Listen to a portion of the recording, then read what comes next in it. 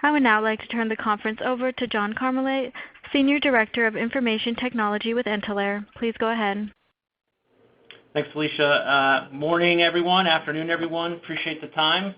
Let me start right away by, I know that the invite had Richard Mackey, who leads our IT team here at Intalere, as the speaker. Unfortunately, Richard had an emergency and was not able to speak today, so I'll be doing the presentation for him. A little bit about myself, John Carmelite here at Intalere. I lead our applications and automation team, and we'll be talking today about automation in healthcare. At Intalere, we've been working with automation for the last 2 years, and we're excited and eager to tell you about how automation can really help your healthcare organization.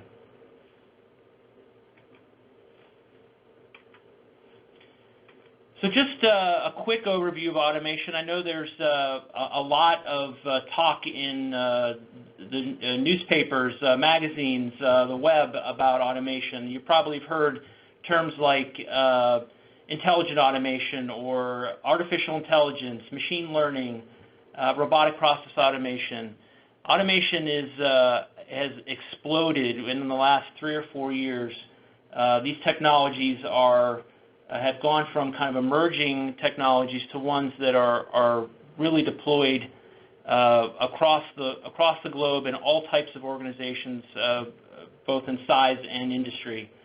And I often tell people that we're on the precipice of really a revolution, very similar to the internet revolution that happened 20 years ago. We're on the precipice of another revolution, really with automation and how we work, how we use technology to do our jobs, and how it can really transform the kinds of work we do to really free us up to do higher value work that we all want to do. And so hopefully today you're going to get a really good sense of one of those technologies. We're going to deep dive into robotic process automation, which is one type of automation. There are, again, as I mentioned, there's many different types of kind of higher level automation, but robotic process automation is one that we've been working with here, and we'll talk about how robotic process automation really can help in healthcare. First, just a quick little bit about Intalere, so you have some sense of us if you're not familiar with us. We are a healthcare solutions company. We've traditionally been a healthcare GPO. We've been in the supply chain business for decades. We're provider-owned by Intermountain Healthcare, and that gives us a unique perspective. It allows us to deliver, obviously, supply chain solutions, but we're really focused on delivering all types of solutions that are through the lens of a provider. And so we look at automation as really one of those steps or one of those offerings that really can help organizations from through that provider lens. We have over 100,000 members, and we've been in the IT healthcare business for again over a decade in both analytics and applications, and have really stepped into this automation space. We're really every day talking to members, talking to others in the healthcare space about how technology, and in particular automation, really can help drive efficiencies, reduce waste, and help recognize revenue faster using technologies like robotic process automation. So what is robotic process automation? So RPA, and I'll refer to it as such as we kind of go through it because it's just shorthand, but robotic process automation is software. So it's a software product. It's not a robot, physical robot that you may have seen in the news. It's a software robot. It's software that runs on a desktop, on a PC, or can run in a server environment that automates tasks that a human would perform. And a good use case or a good scenario for that is where tasks that are repetitive, high volume, lower complexity, that you can set that software robot to repeat those tasks or those components over and over again. And what's interesting and I think important to note is that the software runs the same way that a human would do. So it is essentially mimicking the actions that a human would take, and works interacting with software the same way that a human would. So an automated process might use Excel or Outlook or a ERP system or really a website. Any site that you use or any application that you use today, if there's a scripted process, software robot can use those technologies and complete the tasks, again, that a human would do today. One thing that we talk about a lot, and that it's, I think, really important to note, is that the software is not it's not your typical IT system that requires months of work and new systems to stand up. It really is non-invasive. It overlays with existing systems. There isn't a whole set of code that has to be developed. It really is designed to fit in the spaces in between existing applications, and allows you to really multiply the benefits of your existing applications by, again, taking tasks that are repetitive and are kind of high volume tasks to run them in those applications where a human would or used to.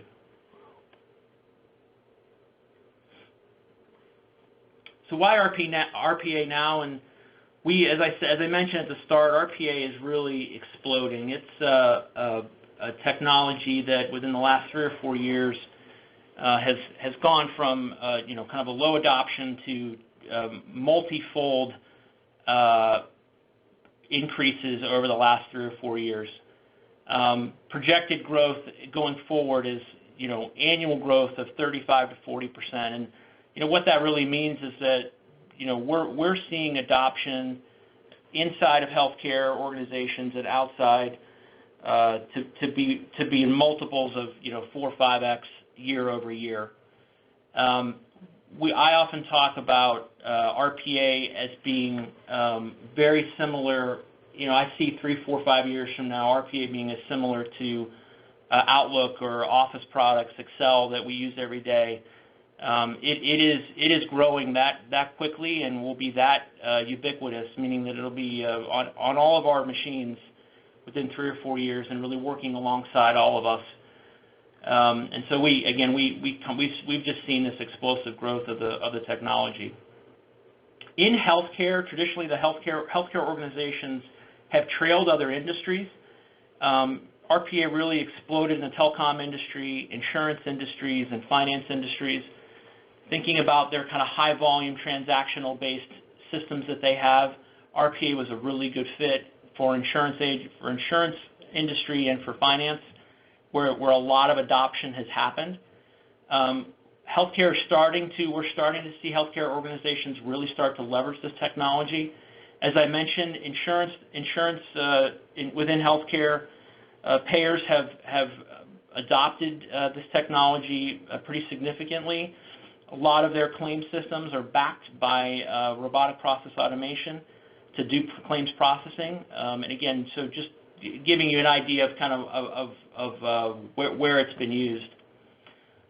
From a healthcare perspective, we see, as I mentioned, kind of the capability to multiply significant investments that your organizations have made from a healthcare perspective. Things like EHRs, EMRs, materials management systems, supply chain systems. These systems, we feel like RPA based on the work that we've done, is a really good fit to kind of multiply the benefits and work alongside those other applications.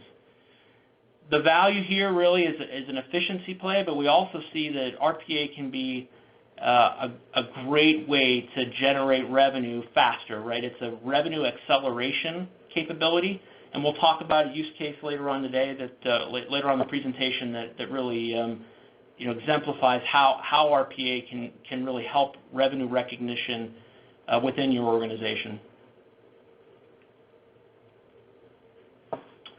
So to talk about some of the ways that automation really can help a healthcare organization. So 2 main areas that we talked to folks about and really are significant areas for help or value using robotic process automation. First is on the supply chain side. So thinking about things like inventory management, contract management, price updates. Price update is a classic one that I talk about. Obviously, being in the GPO space, we have contracts. Those contracts have price changes, or a new contract may be negotiated that will result in a price change. Those price changes result in cascades down to our members, that there could be one or multiple systems where a price would need to be updated. So that's a really good use case of using kind of a multiple systems where you would take data from one system, and typically I expect a lot of organizations hand key that information into, again, an ERP or materials management system, or it could be, frankly, an Excel spreadsheet, right? And anything where you're taking data from one place to another, this does it in a seamless way and does it using that robotic process automation technology. Inventory management is another really good one. We've worked with a small community hospital that actually used a combination of RFID, having a Kanban methodology where they had bins that stored inventory, and as there was inventory levels got to a certain point, it would send an alert to the robot. The robot would then actually go into their materials management system and actually do a reorder automatically based on those new inventory levels. So again, using a combination of technologies, but hopefully you get the idea that without human intervention, you've got an order that's going to be going into a system, doing the same thing that a human would do, logging into a site or a system, and reordering that new stock based on that inventory level. From a revenue cycle management perspective, again, as I talked about earlier, we see RPA as a way to really accelerate revenue recognition. And so things like denials management, and we'll do a deep dive on this in a second as we kind of walk through a use case. But denials management is a really good example of how RPA can be useful in a healthcare setting. So obviously, insurance companies deny claims. Those claims come back. They're usually in the form of a report. Typically, someone then has to investigate that denial. That investigation could go through multiple systems. There's some action that would have to be taken after. Again, we've seen use cases where an actual denial management capability has been stood up using automation that would resubmit the claim for simple denials based on information that's been gathered, that's been reported back as part of that denial, some investigation or additional information. Perhaps it's an incorrect date of birth, that a simple date of birth update would then allow that claim to be resubmitted. So that's a good example of how automation, again, without human intervention, gathering some additional information, it might be from one or multiple systems, and then actually resubmitting the claim the same way a human would, just using that technology. Insurance verification is another great example. These technologies of automation have something called OCR, which is character recognition. So taking a piece of paper, it could be an insurance card, it could be any scanned document, it reads that document and places it into some other system. So, excuse me, so insurance verification in that scenario, you'd take an insurance card, it would be scanned in, the robot would read what's on that card, go out to an insurance portal, it would know based on the card what insurance portal to go to an insurance portal, enter that individual's information, and actually do an insurance verification automatically. So there'd be no typing, there'd be no additional steps. It would just, from a scanning of that card, you'd get an insurance verification through that process. Billing is another good one. So taking data from multiple systems to actually generate a bill is another good scenario. Medical coding, so transcribing data from one system to another. Obviously, taking medical information from a medical coding system to then produce, claim information or billing information. So that's a good example of within that revenue cycle management space. Last one is patient scheduling, and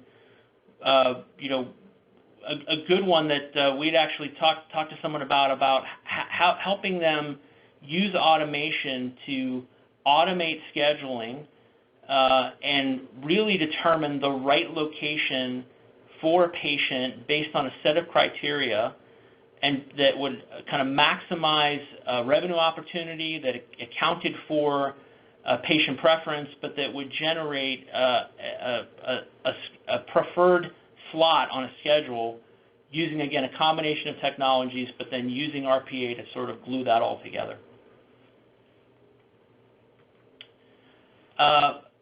Not only, obviously from an administrative perspective, the use cases we talked about were healthcare specific, but automation can be used for administrative processes, and candidly, that's where a lot of organizations start, because a lot of these types of processes really lend themselves to automation. So things like payroll within human resources, onboarding is a really great example. Again, think repetitive process, same activity over and over again, a really good candidate within human resources space to do automation. Finance is another great example. So accounts payable, accounts receivable are great examples.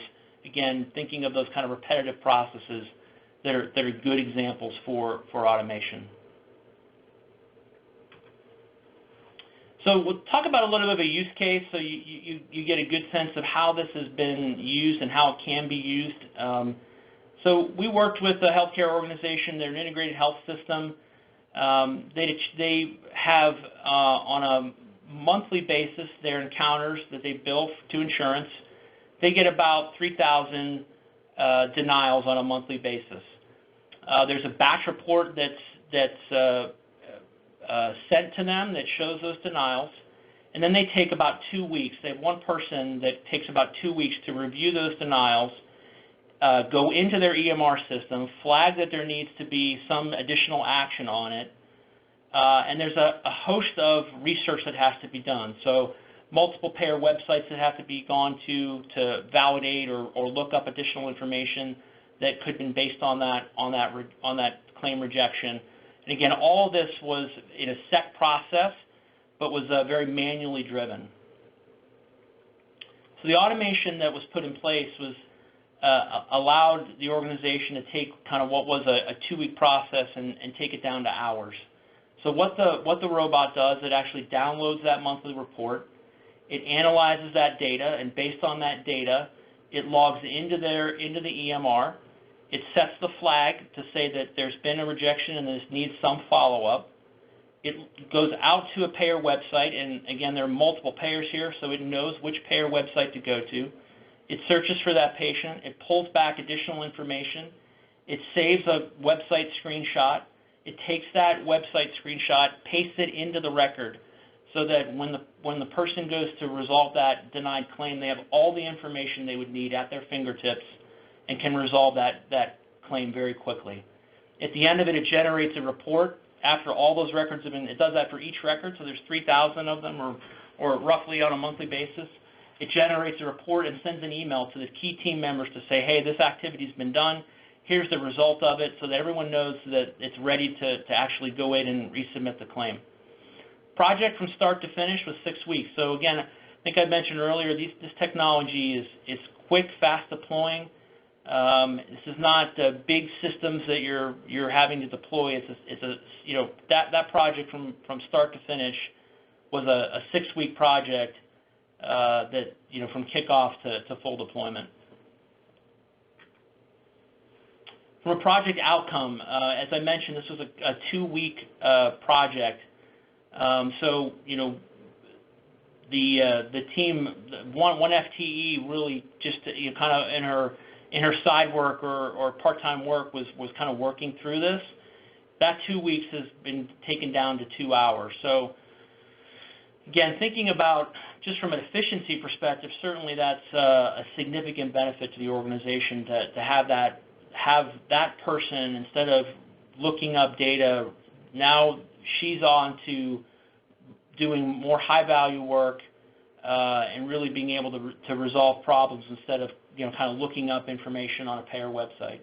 So just from a pure efficiency play, it's certainly a significant benefit to the organization that they've been able to take something from 2 weeks and take it down to 2 hours.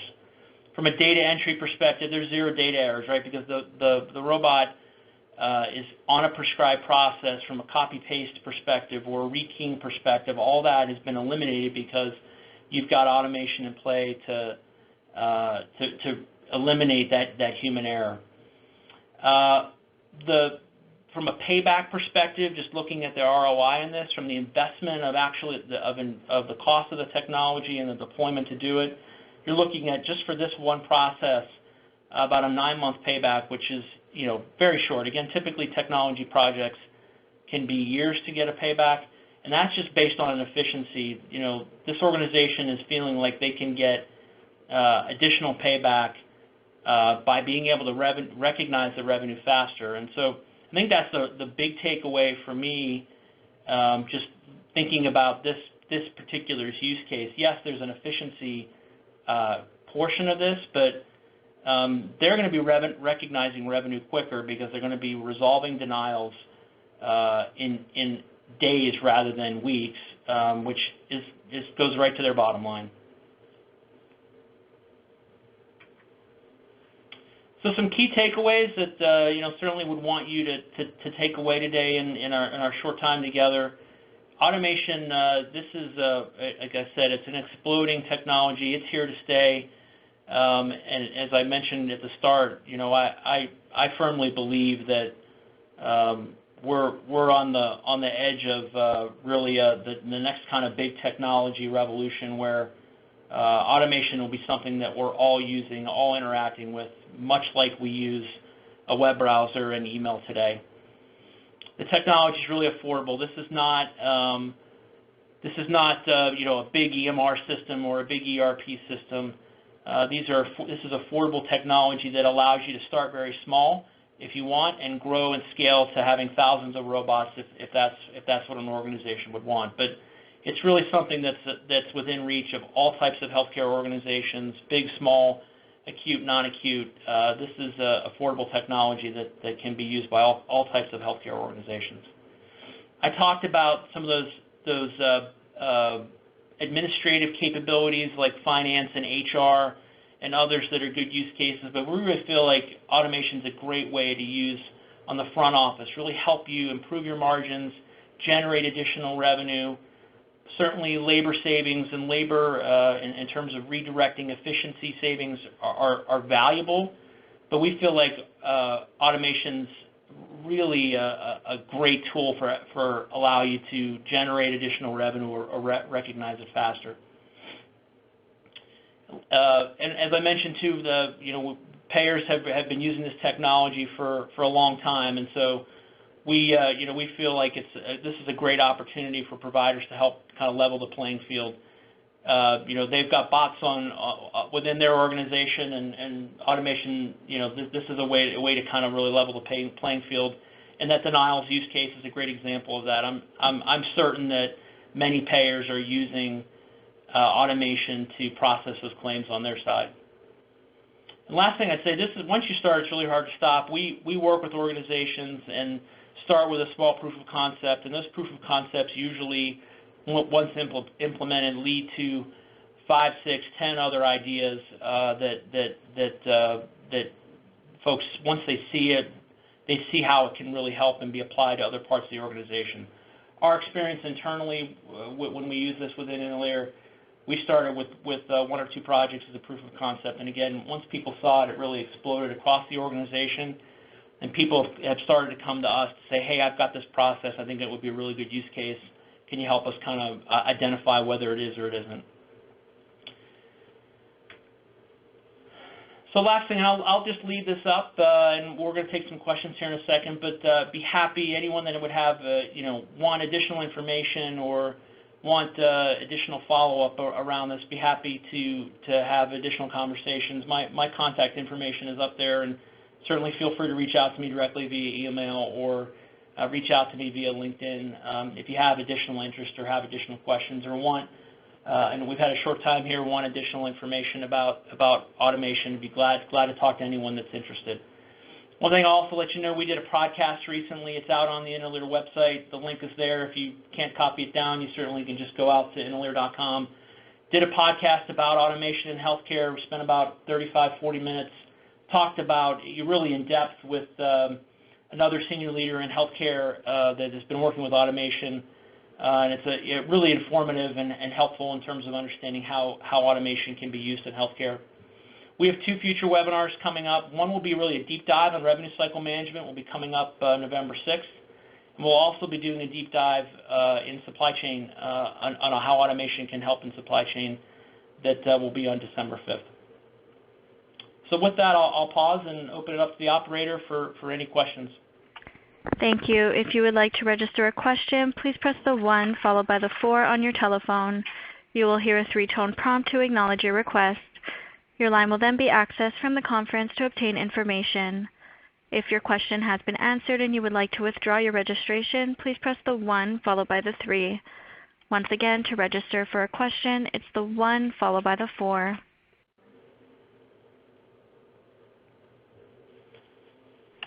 As a reminder, to register for a question, it's the 1 followed by the 4.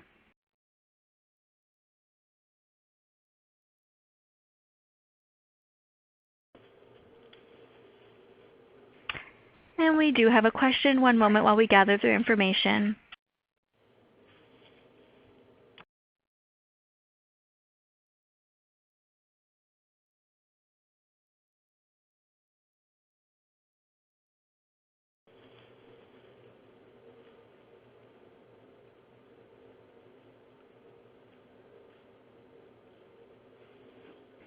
As a reminder, to register for a question, it's the 1 followed by the 4. Our first question comes from the line of Ellie Ray with Special Projects. Please proceed. Hi, I was wondering if there are any companies that you recommend that would, or formats you recommend for doing robotic process automation? Yeah, great question. So there are 3 main players that if you look at Gartner or Forrester or any of the big research firms, the 3 big players in the space are Blue Prism, Automation Anywhere, and UiPath. We're partnered with UiPath. We're a certified partner with them. We've partnered with them, again, from an affordability perspective. We feel like it's a great place to start. But candidly, all 3 of them are great products. They work really well. And so, any of those 3 would be good. But, again, we've deployed UiPath here internally and are partnered with them. But any of the 3 are good products. What was the second? There was Blue Prism, UiPath that you're using, and what was the second one was Automation Anywhere. Automation Anywhere. And what do some of these processes cost for setup? And I mean, I assume it's the size that you're working with, but what's some of the ballpark? Yeah, it really depends on the process, and I would love to talk to you after if you're interested in doing a deep dive in it. But what we typically do is a process assessment, and we do that at no cost. Really come on site, help go through a facilitated brainstorming session where we would identify these processes and give back to you essentially a deliverable that shows kind of what are the processes that are best for automation, and then would work with you to do a small proof of concept. From a licensing perspective, a single robot, again, I can't speak for the other partners, but for UiPath, you're looking at a couple $1,000 investment. This is not, again, to start with that proof of concept in the first couple processes, you're looking at, less than a $10,000 investment to get started. And that when you refer to a robot, you refer to like per process that you're automating. Let's say it's verification. Let's say it's a resident face sheet, putting that on your charting system, for example. That would be a robot that does that process, or does a robot? Yeah, another great question. So the way it works. So think of the software robot or a license as a automated worker that works 24 hours a day, 7 days a week, 365 days a year, that you essentially use slot processes within that automated worker time frame. So one license, you could have multiple processes running on it. It really depends. So if you have a process that runs every Friday from noon to 2, you have the rest of those hours to run another process. The only thing that a software robot can't do is 2 processes at the same time. If you needed 2 processes at the same time, you'd need 2 licenses. But you can fill up a single license to capacity based on using multiple processes. Okay, so would that be, so if you needed to enter information or have the robot work on something as needed, for instance, if you're a healthcare facility and you have admissions, you want that information to go into the patient's chart automatically, would that work on an as-needed basis, or is this like an automated process that you need to set up? You're asking great questions. You're asking a fantastic question. So it works 2 ways. It could be attended or unattended. In an attended way that it works, it's kicked off by a human. So a human would say, "Hey, robot, go work right now. You just generate it. You kick it off, and then it does the process that it's supposed to do." An unattended robot is one that's on a schedule. It knows that at 2 o'clock on Tuesday, it's supposed to go run that process. So either way, you can set it up to run in either scenario. Okay, thank you. Sure. And there are no further questions at this time. Excellent. Well, thanks again, everyone. I appreciate the time today, and would encourage you to do your own research on robotic process automation. If you have any questions, any follow-up, I'd be glad to answer that. Again, my contact information is up there, and have a great rest of your day. That does conclude the conference call for today. We thank you for your participation and ask that you please disconnect your line.